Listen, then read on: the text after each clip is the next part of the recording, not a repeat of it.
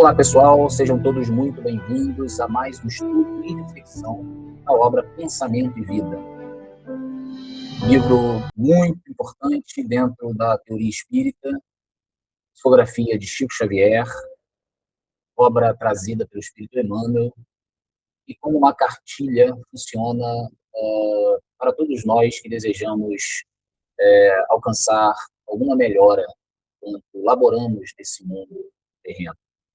Então, nessa perspectiva, é muito interessante trabalhar alguns conceitos que Emmanuel nos traz, conceitos que vão nos balizar dentro da teoria espírita e dentro daquilo que entendemos ser um melhor alcance para a nossa vida prática, para a nossa vida cotidiana. Chegamos ao capítulo 27, intitulado Obsessão, capítulo interessantíssimo. E, bom, eu gostaria de fazer a leitura desse capítulo. Eu vou, acompanhado de vocês, fazer a leitura do capítulo e logo em seguida vamos discorrer em torno de alguns conceitos, discorrer em torno da maneira como Emmanuel encara esse tema e tenta nos passar a respeito da obsessão, né? Nesse sentido, eu quero iniciar essa leitura, espero que todos me acompanhem, e no momento posterior vamos relacionar e refletir melhor toda a teoria trazida por Emmanuel. Ok? Então vamos lá. Capítulo Obsessão. Observando-se a mediunidade como sintonia, obsessão é o equilíbrio de forças interiores retratando-se entre si. Fenômeno de reflexão pura e simples não ocorre tão somente dos chamados mortos para os chamados vivos, porque, na essência, muita vez aparece entre os próprios espíritos encarnados, a se subjugarem reciprocamente pelos fios invisíveis da sugestão. A mente que se dirige a outra cria imagens para fazer-se notada, compreendida, prescindindo da palavra e da ação para insinuar-se, porquanto, ambientando a repetição, atinge o objetivo que demanda, projetando-se sobre aquela que procura influenciar. E, se a mente visada sintoniza com a onda criadora lançada sobre ela, inicia-se vivo circuito de força dentro do qual a palavra e a ação se incumbem de consolidar a correspondência, formando um círculo de encantamento em que o obsessor e o obsidiado passam a viver, agindo e reagindo um sobre o outro. Não há, por isto, obsessão unilateral. Toda a ocorrência desta espécie se nutre à base de intercâmbio mais ou menos completo. Quanto mais sustentadas as imagens inferiores de um espírito para outro, em regime de permuta constante, mais profundo o poder da obsessão, de vez que se afastam da justa realidade para o circuito de sombra em que entregam a mútuo fascínio. É o mesmo que se verifica com a pedra quando em serviço de gravação. Quanto mais repetida a passagem do buril, mais entranhado o sulco destinado a perpetuar a minudência da imagem. Lembremos-nos ainda do disco comum, em cujas reentrâncias sutis permanecem os sons fixados para repetição à nossa vontade. Muita vez, a mente obsidiada se assemelha à chapa de ebonite, arquivando ordens e avisos do obsessor, notadamente durante o sono habitual, quando liberamos os próprios reflexos sem o controle da nossa consciência de limiar. Ordens e avisos que a pessoa obsessa atende de modo quase automático, qual o instrumento passivo da experiência magnética no cumprimento de sugestões pós-hipnóticas. Quanto mais nos rendamos a essa ou a aquela ideia, um imo de nós mesmos, com maior força nos convertemos nela, a expressar-lhe os desígnios. É assim que se formam estranhos desequilíbrios, que em muitas circunstâncias concretizam moléstia e desalento, aflição e loucura, quando não plasmam a crueldade e a morte. Toda obsessão começa pelo debuxo vago do pensamento alheio que nos visita oculto. Hoje é um pingo de sombra, amanhã linha firme, para depois fazer-se um painel vigoroso, do qual assimilamos apelos infelizes que nos aprisionam em turbilhões de trevas. Hoje, pois, que saibamos fugir, desassombrados, aos enganos da inércia, porque o espelho ocioso de nossa vida, em sombra, pode ser longamente viciado, detido pelas forças do mal, e em nos vampirizando, estendem sobre os outros as teias infernais da miséria e do crime. Dar novo pasto à mente pelo estudo que é leve e consagrar-se em paz ao serviço incessante é a fórmula ideal para libertar-se de todas as algemas, pois que, na aquisição de bênçãos para o espírito e no auxílio espontâneo à vida que nos cerca, refletiremos sempre a esfera superior, avançando, por fim, da cegueira mental para a divina luz da divina visão. Bom, quando se fala em obsessão espiritual, muitas pessoas imaginam algo muito simples. Bom, pensamos num espírito perturbando uma pessoa encarnada. Essa é a ideia comum, o senso comum em torno desse termo, obsessão, né? Independente da crença. No entanto, a doutrina espírita, ela apresenta uma visão mais profunda, também muito mais exigente, no sentido de nos colocar dentro dessa relação obsessiva. O que eu quero dizer com isso? Segundo o Espiritismo, obsessão não é apenas um ataque espiritual, não no sentido do termo.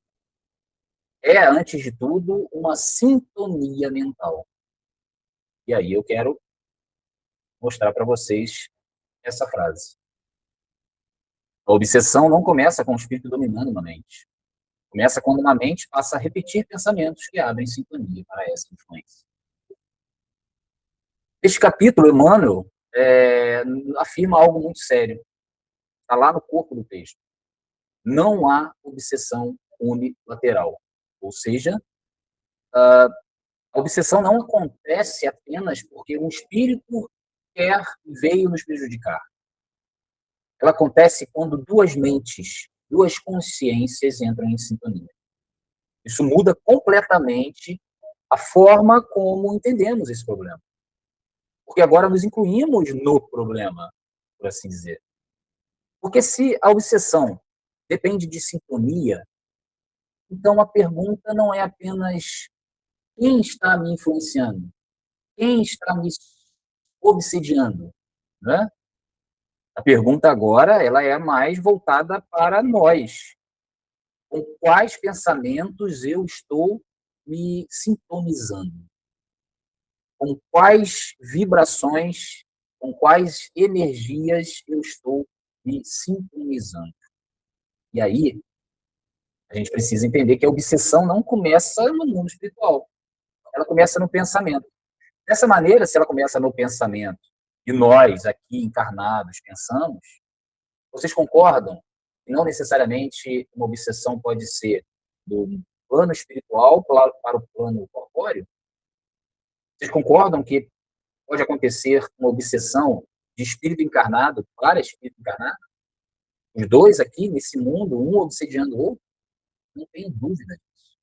Eu não tenho dúvida porque nós percebemos quantas pessoas são influenciadas, são sugestionadas a realizarem atos que eles não realizariam sozinhos. Portanto, sim, a gente amplia um pouco, segundo a doutrina espírita, o conceito de obsessão. Agora, olha que interessante. Muito, muito importante mantermos a ligação, né, um liame, por assim dizer, com as obras de Kardec, as obras básicas de Kardec. Eu queria trazer aqui uma ideia que está no Livro dos Médiuns, onde Kardec define obsessão. Kardec nos diz que obsessão é a influência persistente influência persistente que um espírito exerce sobre o outro. Repare, ele deixa em aberto um espírito.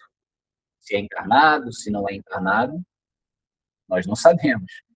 As possibilidades existem. Mas Kardec também explica que essa influência ela não acontece de maneira mágica, arbitrária, com um total domínio do obsessor. Negativo. Ela acontece exatamente por afinidade moral e mental. Kardec descreve para a gente, lá no Livro dos Médiuns, 3 diferentes formas de obsessão. São 3 formas principais de obsessão. A começar pela obsessão simples. Obsessão simples é o quê? O espírito influencia, mas a pessoa ainda mantém um certo discernimento.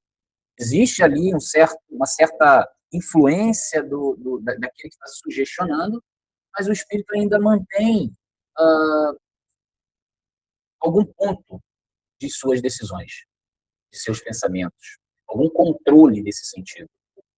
Muito embora ele perceba que algo não está certo, ele perceba certas influências, ele perceba que em alguns momentos ele não tem a sua devida liberdade para pensar, para tomar decisões. Essa é a obsessão simples. A mais comum, mais acontece, inclusive entre espíritos encarnados. Não é mesmo? A segunda forma de obsessão descrita por Kardec é a fascinação. E a influência é mais profunda. A pessoa começa a acreditar completamente nas ideias sugeridas. Ela, por assim dizer, perde um pouco do senso crítico. Nesse sentido, a gente compreende que a fascinação ela pode ser muito mais problemática, um pouco mais grave. Esse fascínio criado em torno do obsidiado, da pessoa que está sofrendo a obsessão, faz com que ela tome decisões equivocadas, ela comece a ter certeza e, por assim dizer, dar voz a pensamentos que não são tão corretos. Ou seja, nesse momento aqui da obsessão, nessa segunda forma de obsessão, por causa dessa perda do senso crítico, o espírito obsidiado pode sofrer muito nessa obsessão. Bom, e aí Kardec traz uma terceira forma, que é ainda mais grave, que é a subjugação. A subjugação, ela é um nível muito mais grave de obsessão. Esse aspecto da vontade, da decisão da pessoa fica parcialmente dominada. Pode haver impulsos que ela não consiga controlar. Olha o perigo disso. A pessoa tomar atitudes, realizar atos que não condizem com o que ela realmente é, como ela realmente age. Então, aqui a gente tem um espírito completamente à mercê, como uma marionete, e aqui podemos fazer essa analogia, à mercê desse obsessor. Né? Porém, Kardec, e Emmanuel também comprova isso aqui, faz um alerta fundamental. Espíritos obsessores não criam pensamentos dentro de nós. Vou repetir. Espíritos obsessores não criam pensamentos dentro de nós. Esses pensamentos já estavam lá. Eles somente amplificam pensamentos que já existem em nós.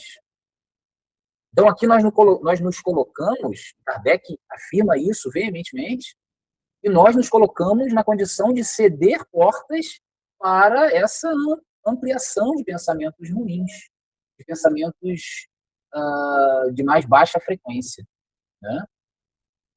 Bom, nenhum espírito nos domina sem encontrar dentro de nós algum ponto de apoio, alguma porta aberta, algum ponto onde ele possa se ancorar. Normalmente eles se ancoram, né, se estabelecem na nossa fraqueza de ideias, na nossa fraqueza de pensamentos. Né? Em momentos em que estamos em sintonia um pouco mais baixa. Bom, e aí sim, Isso é uma verdadeira porta de entrada para aqueles espíritos que querem, de alguma forma, nos dominar, nos subjugar, não é isso?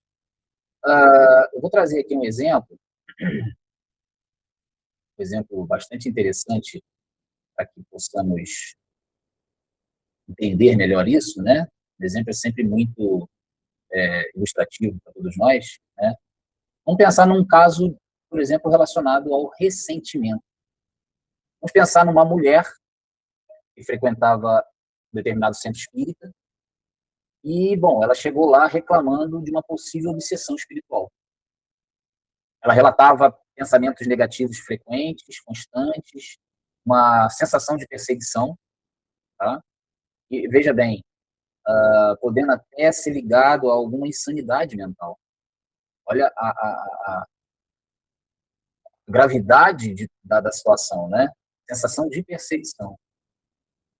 Durante o atendimento fraterno, comum nos centros espíritas, foi possível descobrir algo simples.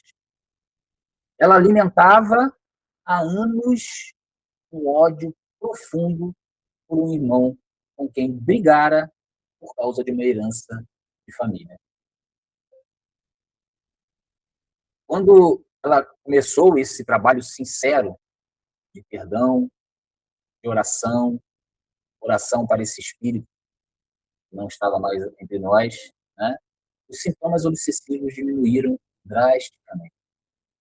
Sintomas que estavam causando inúmeros problemas na vida dela foram se diminuindo, controlando. Então a gente entende que o espírito obsessor, nesse caso, ele não era a causa principal da história. Ele havia sido atraído por afinidade mental e moral. A principal causa desse exemplo em questão foi o ressentimento.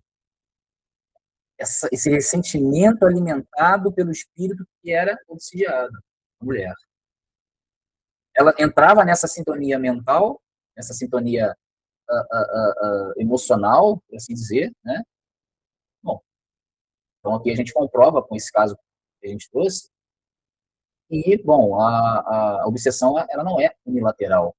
Sequer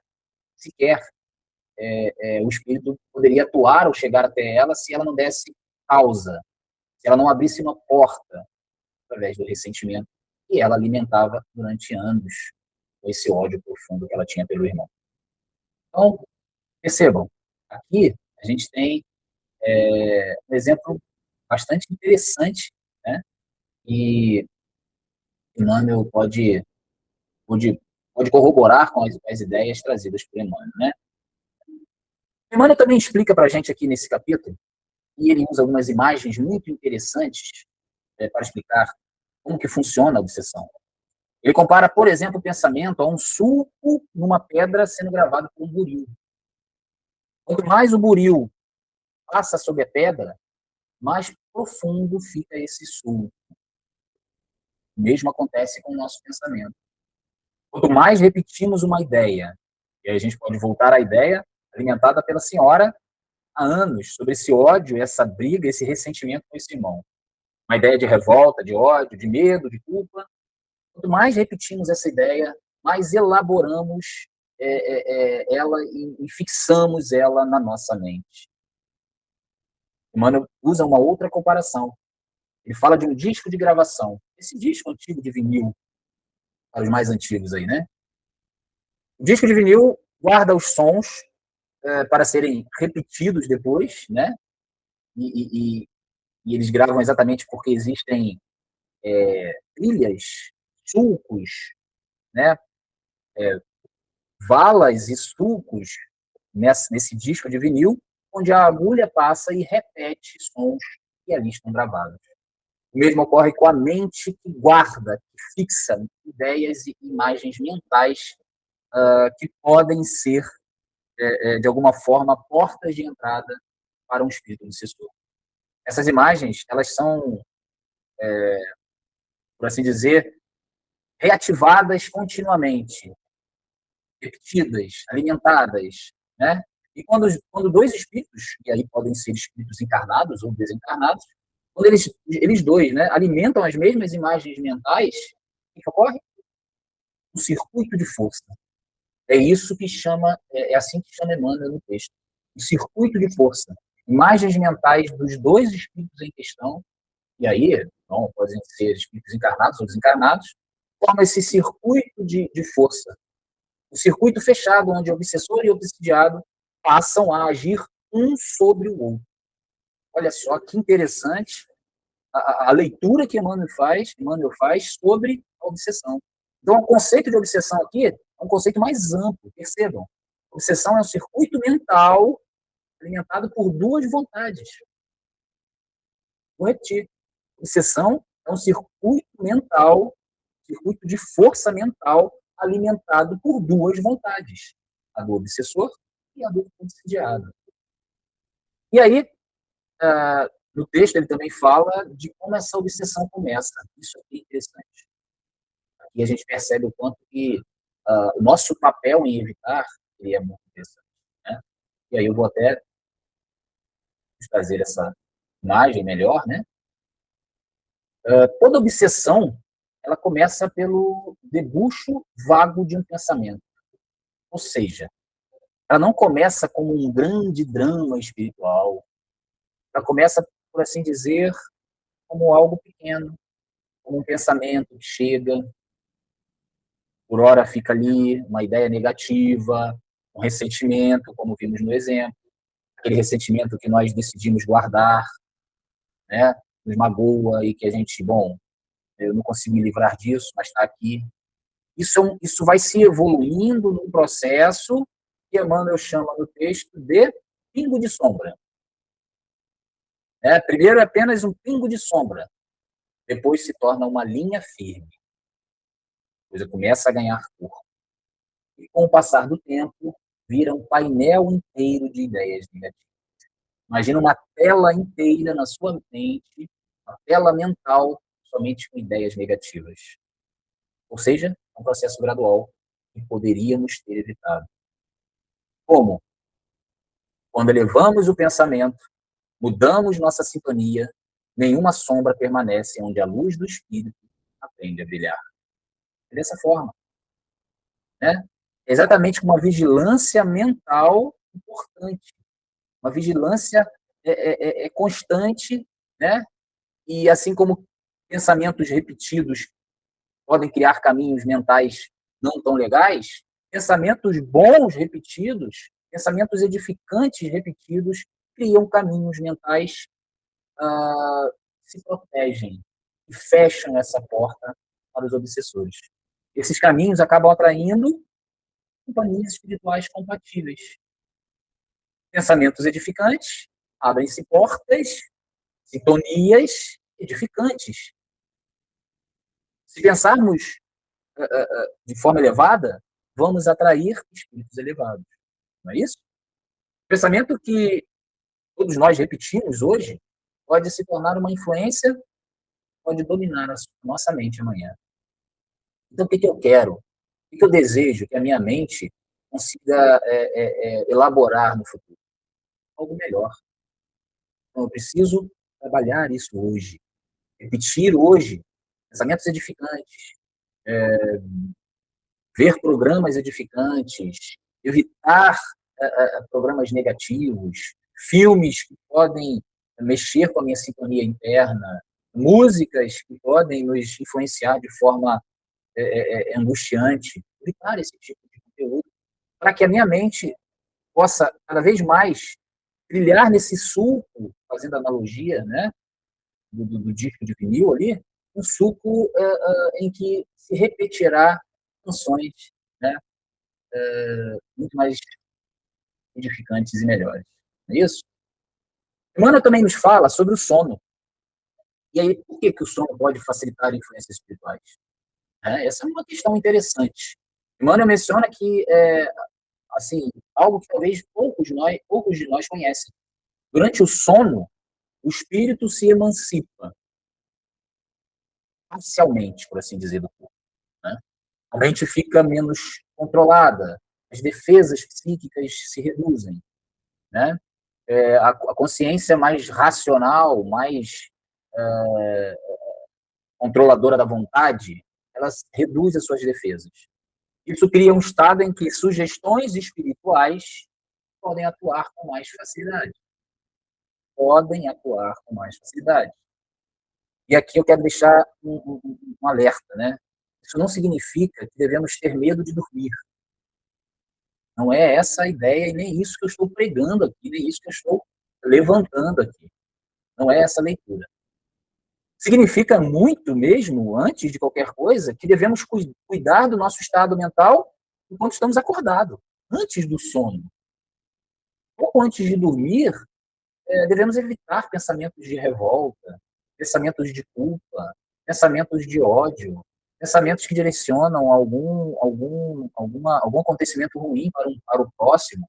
Né? Antes de dormir, que possamos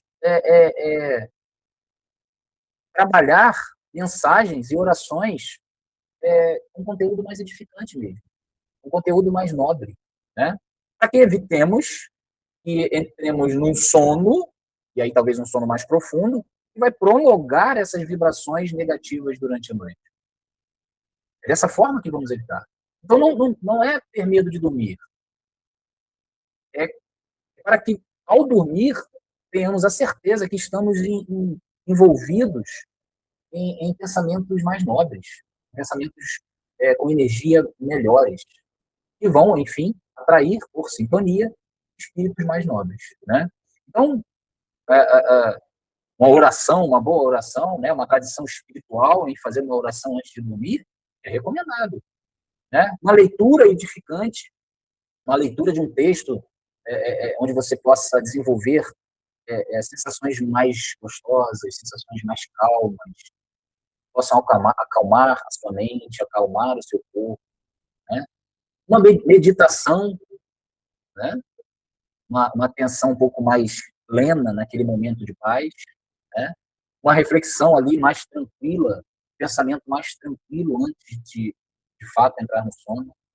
Tudo isso pode nos auxiliar para que, ainda que a nossa consciência durante o sono seja diminuída em suas defesas, a gente possa atrair espíritos nobres, espíritos que possam nos ajudar, nos auxiliar, nos intuir com ideias maiores no sentido evolutivo do termo. Okay? A qualidade do pensamento nosso antes de dormir influencia diretamente a qualidade das companhias espirituais durante a noite de sono. Então, isso aqui é importante. Né? Durante o sono, sim, gostaríamos de estar em companhias espirituais melhores, possamos atentar para a qualidade do nosso pensamento antes de dormirmos. Ok? Bom, e também gostaria de pensar, né, de dissecar em cima desse texto a responsabilidade moral de cada um de nós. Né? Talvez esse seja o ponto mais importante de toda a ideia que trazemos aqui nesse texto, que Emmanuel nos traz, né, nesse texto, que corrobora muito daquilo que a gente trata dentro da doutrina espírita. O espiritismo não coloca a culpa de tudo nos espíritos, não é assim que funciona. O espiritismo ele ensina algo muito mais sério para a gente. Nossa vida espiritual começa a nossa vida moral. Espíritos não nos perseguem de forma aleatória, nem tem como agir de maneira direta em nossas atitudes ou no nosso mundo físico, por assim dizer, sem que deixemos uma brecha para que isso aconteça. Porque eles se aproximam por afinidade. Portanto, se alguém cultiva esse sentimento constante, uma ideia de ódio persistente, um desejo de vingança, vícios dos mais variados, né, que são extremamente destrutivos, essa pessoa acaba criando um campo mental que é compatível com espíritos que vivem nessas mesmas vibrações. Por isso, Emmanuel nos afirma algo muito direto. Quanto mais nos rendemos a uma ideia, mais nos convertemos nela. Vou repetir. Quanto mais nos rendemos a uma ideia, mais nos convertemos nela. Ou seja, pensamentos repetidos se tornam parte da nossa identidade psíquica. E aí eu pergunto a vocês, qual pensamento você alimenta no teu dia a dia, em relação ao teu companheiro de trabalho, em relação ao teu companheiro de afinidade, de afetividade, em relação aos seus pais, qual pensamento você alimenta, né? E nesse alimentar, nós nos tornamos parte dessa identidade psíquica que estamos construindo, né? Então, a obsessão, na verdade, ela revela muito menos sobre os espíritos e muito mais sobre o nosso estado, o estado da nossa mente. Olha que virada de jogo, né? Por assim dizer. Mano, nos mostrando esse conceito de obsessão, jogando para cima de nós, para a nossa responsabilidade moral. Porque a obsessão revela menos sobre os espíritos obsessores, muito mais sobre como está o nosso estado da nossa alma, da nossa mente, da nossa psique. E aí eu quero, já finalizando com reflexão, como que a gente rompe com esse processo obsessivo? No final do capítulo, Emmanuel oferece uma orientação muito transparente para a gente. Como que nos libertamos espiritualmente desse processo obsessivo, por assim dizer? Essa libertação não vem de fórmulas mágicas, tá? Ela vem de uma transformação desse estado da mente. E aí são 3 caminhos que Emmanuel nos direciona, nos oferece. Um estudo que eleva, conhecimento espiritual, possa reorganizar o nosso pensamento. Isso que estamos fazendo hoje. Esse sentido que nós vamos reorganizando o pensamento, filtrando pensamentos não tão nobres, né? E a partir disso, estudando, buscando conhecimento, né? 2, o trabalho útil. Trabalho disciplinado, ele que ocupa a mente, ele quebra ciclos obsessivos. Se você se ocupa de algo edificante, se você se ocupa de algo que vai ajudar o próximo, que vai constituir uma conquista de alguém, vai determinar que objetivo você vai alcançar, esse trabalho útil, ele quebra ciclos obsessivos.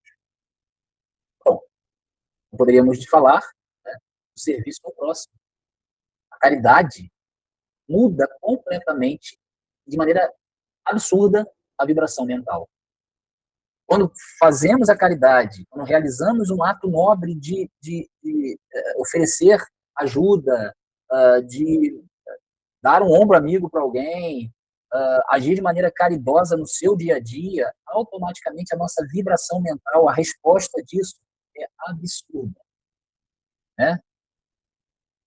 Por quê? Porque no primeiro momento a nossa mente deixa de girar em torno de nós mesmos. Passamos a não olhar somente para os nossos problemas, somente para os nossos pensamentos ruins, somente para aquelas ideias que não são tão legais que nos preenchem. Passamos a olhar para fora, para os que precisam, para aqueles que podemos ajudar. Ou seja, direcionamos a nossa ajuda, a nossa atitude mais caridosa para aqueles que precisam. Automaticamente a resposta disso é uma vibração mental mais elevada, né?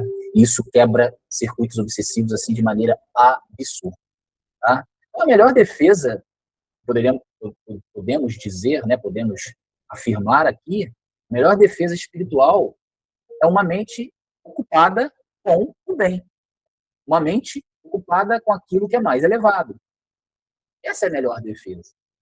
Não adianta nós nos chafudarmos em ideias ruins, maldosas, vingativas, querer, né, que não sejamos portas para a obsessão. Não é isso?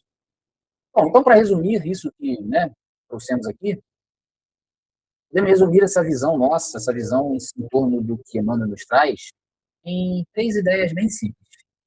E aqui eu quero concluir dessa forma para que eles que aqui chegaram, né, possam, bom, internalizar esses conceitos aqui, que eu vou dizer, né? O primeiro conceito é que a obsessão é uma sintonia mental. Esse é o primeiro conceito. Não existe obsessão unilateral. É sempre um modo intricado de mentes, de duas vontades que se sintonizam mentalmente. Okay? Segunda ideia para ser internalizada. Ela não começa com os espíritos. Ela começa com os pensamentos repetidos que nós temos em nossas mentes. Nós geramos por meio da nossa vontade. Pensamentos não tão legais, não tão bacanas, pensamentos que não são não tão nobres assim, né?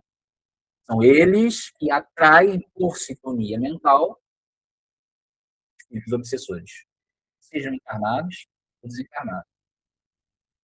Bom, e enfim, vamos internalizar a ideia de que se libertar disso, essa libertação espiritual, exige uma educação da nossa mente e uma transformação moral. Então, internalizem isso, né? Que possamos internalizar isso de uma vez por todas. Depende de cada um de nós, dentro do nosso aspecto volitivo, dentro da nossa vontade de educar a nossa mente com conhecimento, com estudo, e nos transformarmos pouco a pouco, a fim de nos tornarmos pessoas com um padrão mental elevado e, enfim, por consequência, mudarmos também a nossa sintonia espiritual, né? E aí atrairemos o quê? Companhias invisíveis que serão muito interessantes para a nossa evolução. Estaremos próximos de seres muito mais elevados, com pensamentos muito mais elevados, né? Uma sintonia muito mais interessante, onde nós teremos somente ganhos nesse sentido. Então, obsessão é sintonia mental, né? Ela começa com pensamentos repetidos e exige de nós uma educação da mente, uma transformação moral.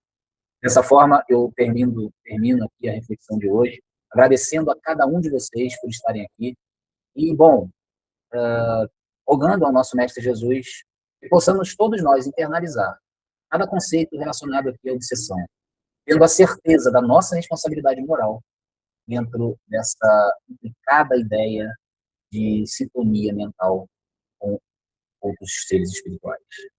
Então, que Jesus nos abençoe a todos e envolva o coração de cada um de vocês. Que assim seja. Gratidão.